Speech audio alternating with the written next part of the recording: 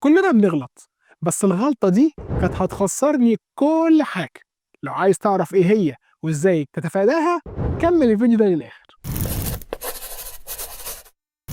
لما بدأت أول مشروع ليا كنت فاكر إن النجاح يعتمد على إنك تستثمر فلوس كتير وتعمل كل حاجة مظبوطة 100%. عاوز مخزن؟ هات أكبر مخزن. عاوز موظفين؟ عين موظفين كتير وبزيادة.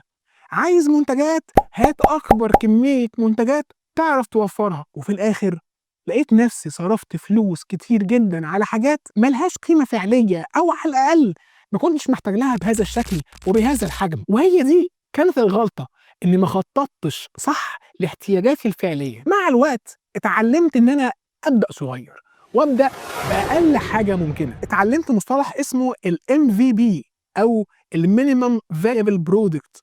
ابدأ بأقل حاجة ممكنة وبعدين طور وانت شغال، مش العكس. وهي دي الغلطة اللي أنا عملتها، إن أنا كنت بستنى على الحاجة لما تكون كبيرة ومظبوطة جدا عشان أبدأ أشتغل فيها. لكن الصح إنك تبدأ ومع الوقت تكبر وتظبط وتزود وتضيف وتعمل كل اللي أنت عايزه، بس وأنت شغال. لأنه ببساطة شديدة أنت ما عندكش أي ضمانة على إن المشروع ده هيشتغل أصلا، أو حتى هيشتغل بكفاءة عالية في الأول. فابدأ بالمتاح، ولما تلاقي الدنيا شغالة وبتكبر ساعتها كبر وظبط واعمل كل اللي انت عاوزه. شاركنا في الكومنتات وقول لنا ايه هي الغلطات اللي انت كمان عملتها في البيزنس بتاعك وازاي صلحتها، واعمل لنا لايك وفولو واستنى الفيديو الجديد.